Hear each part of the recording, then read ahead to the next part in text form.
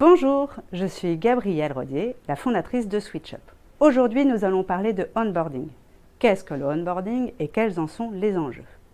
Le onboarding est un enjeu clé pour les entreprises qui recrutent. En effet, 3 employeurs sur 4 déclarent connaître des difficultés de recrutement. Dans ce cadre, SwitchUp vous aide réellement. Nous accueillons vos salariés dans le cadre de mobilité géographique, en mutation ou dans le cadre d'un recrutement. Nos welcomers leur transmettent alors les clés de leur nouvelle vie. Bonjour, je suis Guillaume Alain, chef de produit gestion RH chez Lucas. Aujourd'hui, je viens vous parler de onboarding. Le onboarding, qu'est-ce que c'est? C'est toutes les procédures qui permettent l'intégration des nouveaux collaborateurs dans une entreprise. Alors, on réduit souvent le onboarding au premier jour du collaborateur, au jour d'arrivée. Mais en fait, ça commence bien plus tôt, dès la phase de recrutement, dès la signature du contrat. Et ça se poursuit jusqu'à la fin de la période d'essai du nouveau collaborateur, jusqu'à ce qu'il soit totalement intégré dans l'entreprise. Le onboarding peut avoir des enjeux financiers importants, voire même vitaux. Par exemple, dans les petites structures, quand on est une dizaine de collaborateurs, on s'imagine que quand on recrute 4 personnes et que le recrutement se passe mal, cela peut mettre en danger l'entreprise. Pour les plus grosses entreprises, c'est également un enjeu important. On voit dans les statistiques que les entreprises qui ont une procédure de onboarding structurée vont garder plus longtemps leurs collaborateurs. Une procédure de onboarding classique contient environ une cinquantaine de tâches à réaliser. Je vais vous faire une petite sélection des bonnes pratiques que j'ai pu découvrir dans certaines entreprises. La première étape est de prévenir l'équipe qu'un nouveau collaborateur va les rejoindre. Certaines entreprises, d'ailleurs, font participer l'équipe pendant la procédure de recrutement.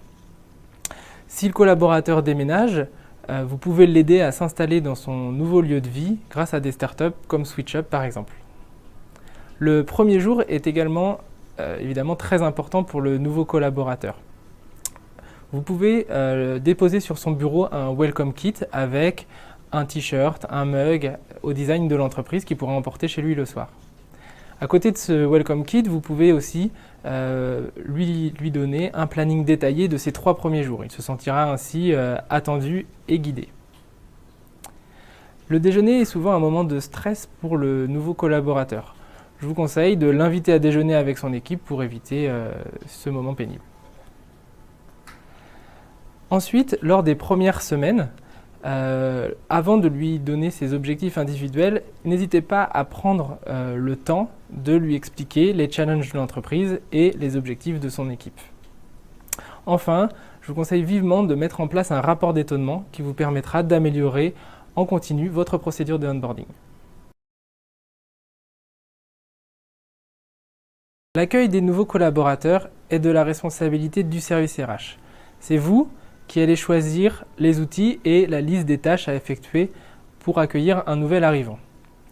Si votre besoin de onboarding est assez faible, vous pouvez tout à fait utiliser un fichier Excel ou un outil de gestion des to-do combiné à un système d'alerte sur échéance.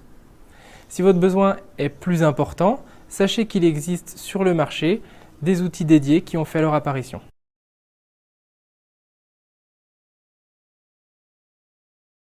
Parmi les outils qui sont faciles à mettre en place, SwitchUp est une solution numérique qui permet d'interfacer les salariés en mobilité géographique, nos welcomers capables de les accueillir et les services RH qui s'assurent du bon déroulé de cette installation.